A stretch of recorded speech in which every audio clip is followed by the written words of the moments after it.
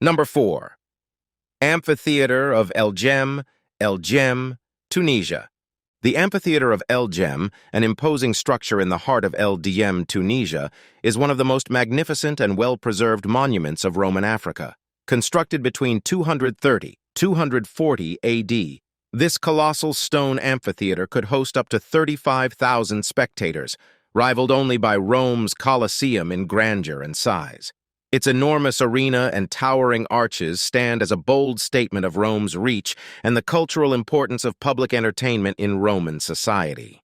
In its heyday, the Amphitheater of El Jem was the scene of gladiatorial combats and public spectacles that drew visitors from across the Roman province of Africa.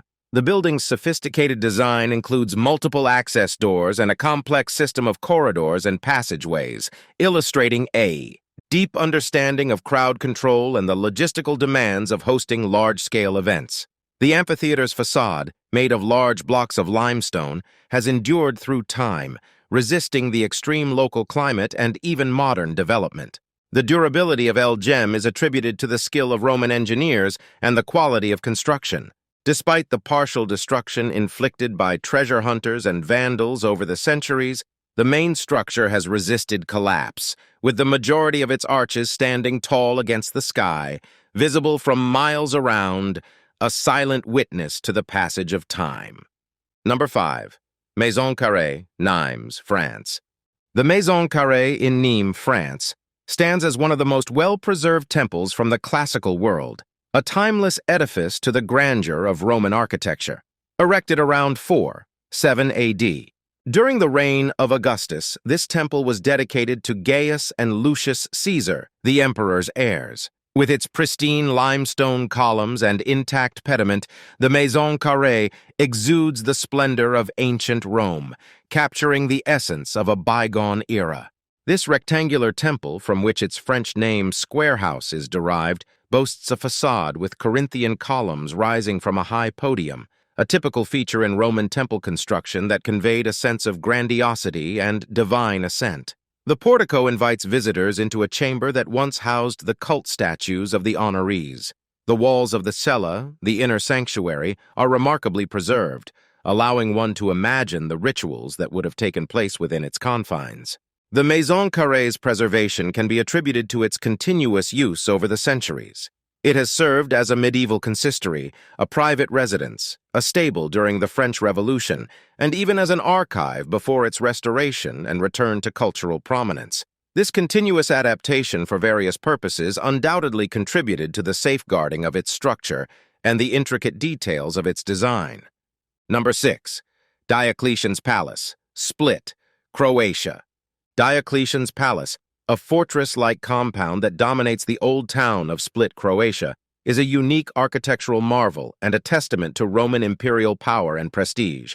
Built for the Emperor Diocletian at the turn of the 4th century AD as a retirement residence, this palace complex is one of the most complete architectural and cultural features on the Adriatic coast. Its white stone walls and buildings encompass a living history, having been continuously inhabited since its inception, a rare quality for such an ancient structure.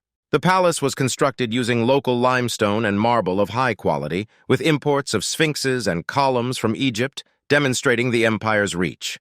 The complex is a testament to Roman architecture's adaptability, having incorporated into its design both luxurious living quarters and military camp features.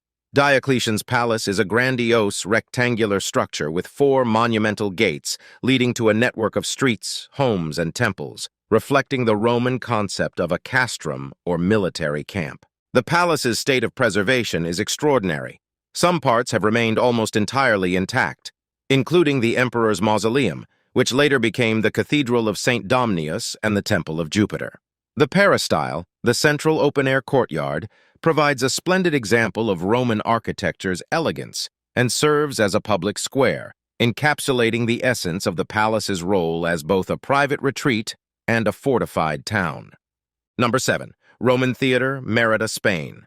The Roman Theater in Merida, Spain is an exquisite emblem of imperial Roman entertainment and architectural prowess. Founded in 15 BC by the order of Emperor Augustus in the Roman colony of Emerita Augusta, today's Merida, this theater could originally seat up to 6,000 spectators.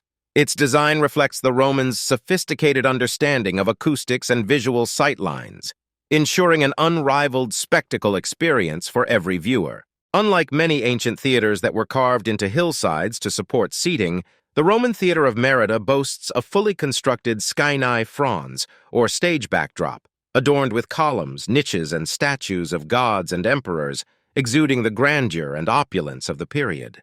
This stage wall has stood the test of time and remains a defining feature of the theater, providing an impressive background for the performances that continue to be held here to this day.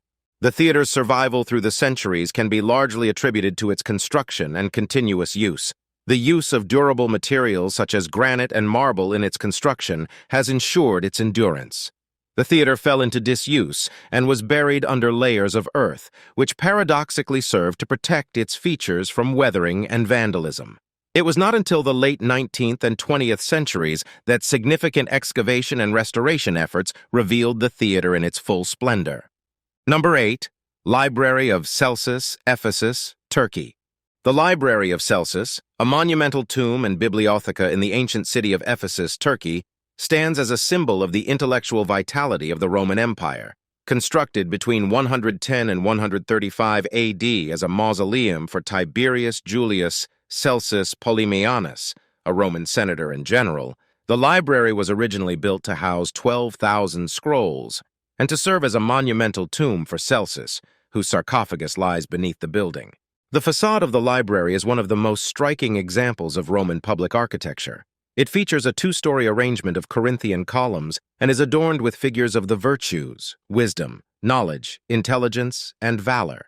These statues not only imbue the structure with grandeur, but also reflect the cultural and philosophical values that were held in high esteem by the Romans. The Library of Celsus has been remarkably well preserved, largely due to the careful reconstruction efforts that have taken place over the last century. Its survival is also attributed to the craftsmanship of the original construction. The library was built with an east-facing entrance so that the reading rooms received the morning light, a practical feature that reveals the Romans' attention to detail and understanding of their environment. Number 9. Aqueduct of Segovia, Segovia, Spain. The Aqueduct of Segovia, towering above the historic city of Segovia in Spain, is a monumental testament to Roman engineering acumen.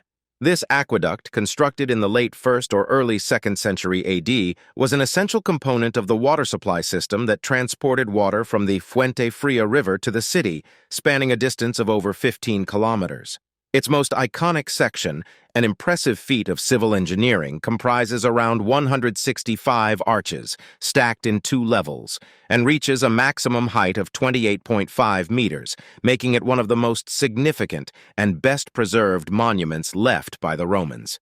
Constructed without the use of mortar, the aqueduct stands as a testament to the precision of Roman stonecraft. The granite blocks, each weighing several tons, were cut to fit together tightly without the need for any binding agent, relying instead on their immense weight to remain in place.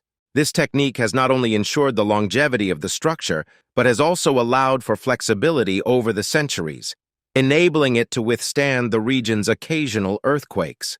The Aqueduct of Segovia is not merely a relic of the past, but a symbol of the city's identity and continuity.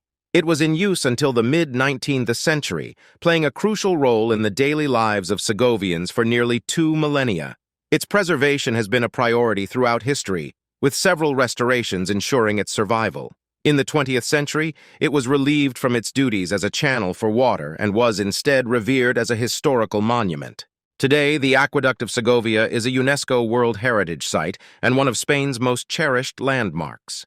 Visitors marvel at its grandeur, often finding it hard to believe that such an ancient structure could defy time and remain so intact. It is a powerful reminder of the past, a structure that connects the modern city with its ancient roots, symbolizing the blend of durability and innovation that was characteristic of Roman construction. As it continues to stand guard over the city, the Aqueduct of Segovia embodies the timelessness of Roman architecture and the enduring legacy of an empire that once spanned the known world. Number 10. Baths of Caracalla, Rome, Italy. The Baths of Caracalla in Rome, Italy, are a monumental representation of the Roman Empire's opulence and its sophisticated approach to public bathing facilities. Constructed between AD 212 and 217 during the reign of Emperor Caracalla, these baths were more than just a place for cleanliness. They were a social hub, a cultural center, and a symbol of imperial might. The complex covered approximately 25 hectares and could accommodate over 1,600 bathers, offering a variety of services including hot baths, cold plunges, saunas, and even a library and leisure areas. The grandeur of the baths of Caracalla is evident in the remaining ruins, which suggest the original magnificence of the structure. The walls were once covered with luxurious marbles and mosaics, and the vast central hall with its towering vaulted ceilings was an architectural marvel of its time. The facility was engineered with an intricate system of hypocausts, an underfloor heating system that circulated warm air beneath the floors and through the walls, ensuring a consistently pleasant bathing experience. The baths remained in use until the 6th century, when the aqueducts that supplied them were cut by invading forces. Despite this, the ruins have provided invaluable insight into Roman architectural and engineering practices. The baths of Caracalla inspired many later architectural works, including modern-day spas and leisure centers, due to their advanced amenities and grand design.